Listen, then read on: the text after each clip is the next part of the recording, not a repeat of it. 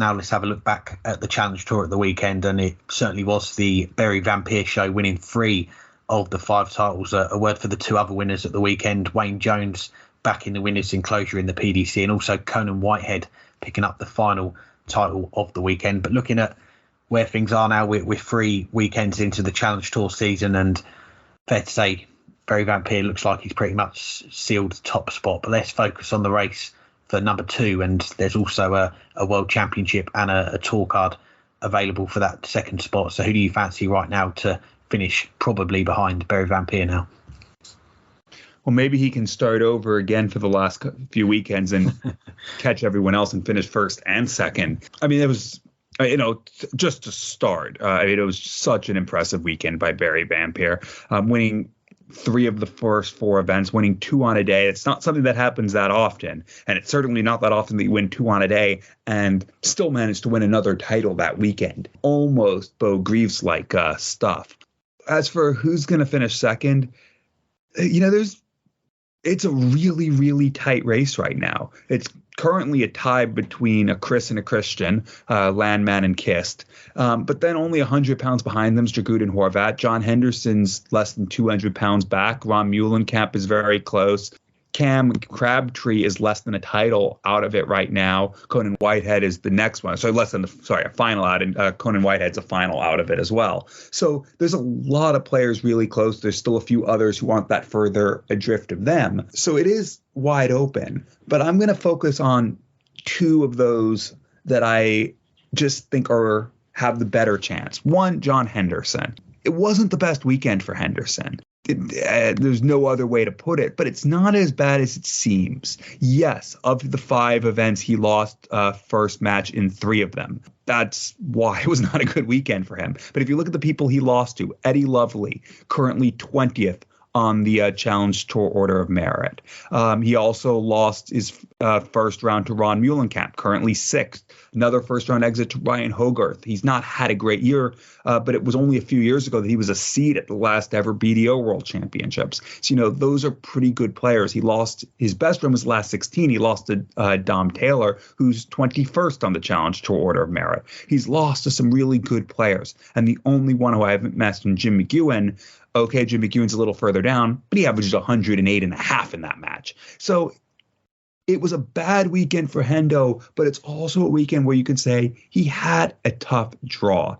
Yes, he needs to play better than that if he's going to get back into second, but overall this year, he is playing pretty well. He's won a title. He's made 3 other quarterfinals, 2 more last 16s on top of that. He's overall been playing at a high level, and he's qualified for a bunch of Euro Tours as well, which shows that where he goes and when he goes somewhere, he's in it to come out on top that day, and he's doing a pretty decent job of putting himself in position to do that. And overall, he's 3rd in the averages this year, and the 2 people ahead of him are well down on the Challenge Tour Order of Merit. So of the contenders, he's overall statistically played the best. But the other person I'm going to mention is the person who is right ahead of him by 75 pounds, Dragut and Horvat. Horvat is 6th in the averages so far, but he's currently managed to be 4th in the Challenge Tour, only 100 pounds out of second, despite only playing 8 of the events. He skipped the first weekend. So he's done all this in 2 weekends. This past weekend, he didn't do as well as he did the first weekend, but he still made a semifinal. He still made a last 16. And he also made a final. He didn't win a title, but he made a final, losing to Berry Van Peer. So it's, again, another really good weekend. We've only seen 2 weekends from him, but it's almost as much as everyone else has managed, other than Berry Van Peer, to do in 3 weekends.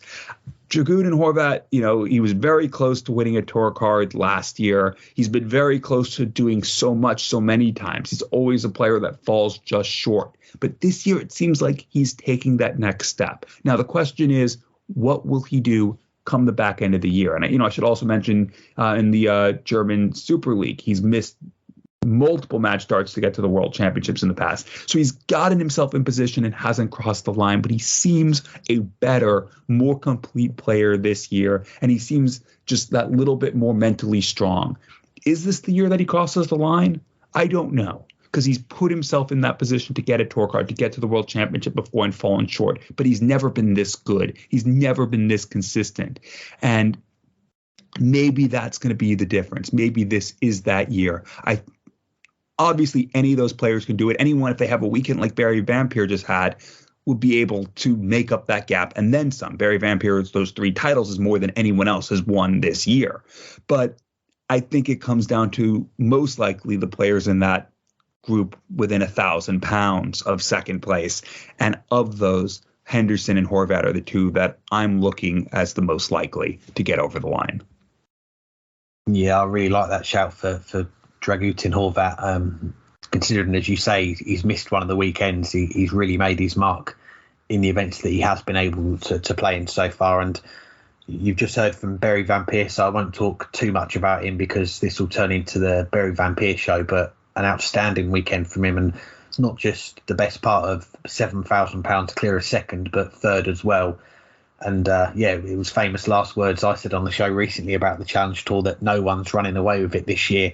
No one's doing a Scott Williams. Well, Berry's gone and won 3 titles in a weekend and pretty much sewn everything up. But as we're discussing now, it is all eyes on that race for second spot because there's 2 tour cards, 2 Ali Pali spots available. So it's not all is not lost for everyone else because, as you said there, it's very tight amongst quite a lot of players. I think there's around 8, 9, 10 players well in the mix, well within £1,000 or so. And as you touched on there, the 2 players, second and third, is Chris Lamb that's ahead of Christian Kist on countback. So very close at the moment for those players. And a lot of those players up there, they've done it already. They've won titles this year, the likes of Chris Lamb and Christian Kist, who I mentioned there. But you look at some of the other names that have been able to get their name on it on a title, and Conan Whitehead's the most recent of them. And you think back to just before this weekend, I think he was on around